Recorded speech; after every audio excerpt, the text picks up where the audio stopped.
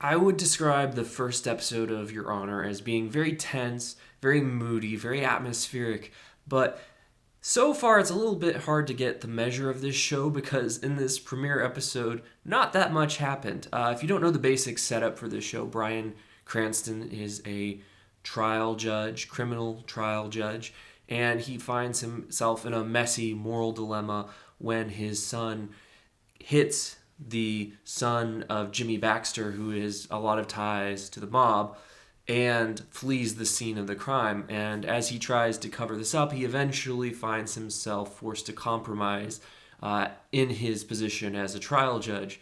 And Bryan Cranston here is very, very good. It's hard not to compare this performance to another role, which he is probably best known for, but I'm going to endeavor to not compare the two as much as possible.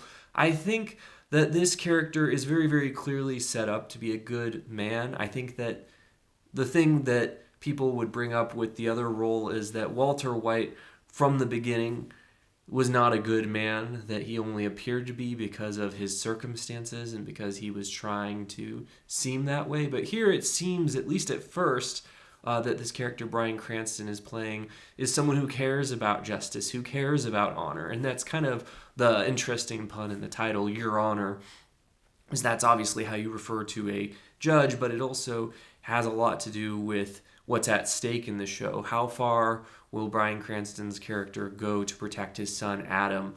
And this first episode was extremely tense. It was extremely anxiety inducing.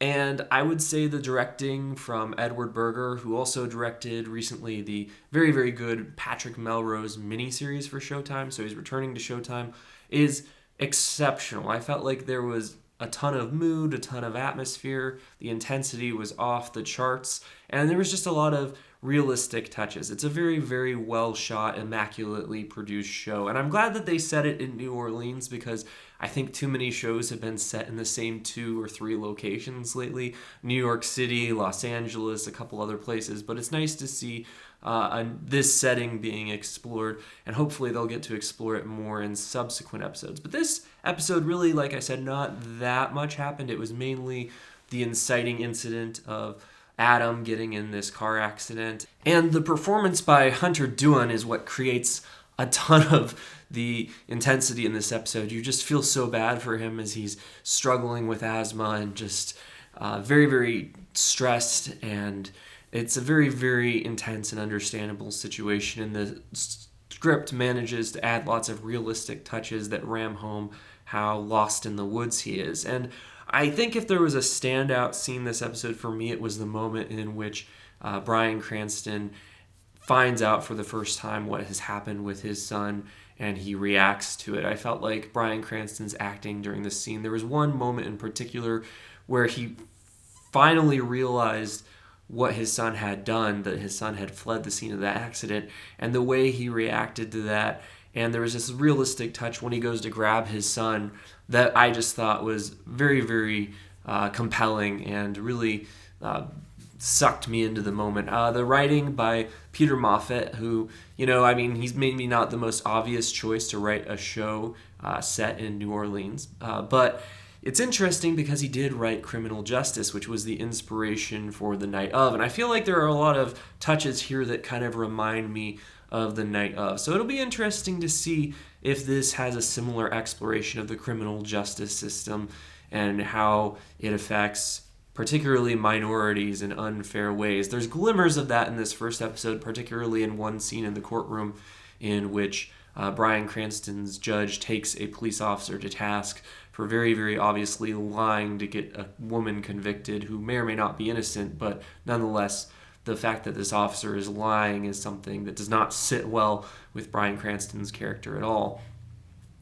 So in that scene in particular, you see that this character is someone who wants to uphold justice, who wants to do the right thing, and now he finds himself in this horrible situation where he's forced to choose between protecting his son and doing what's right. And his immediate response is to do the right thing.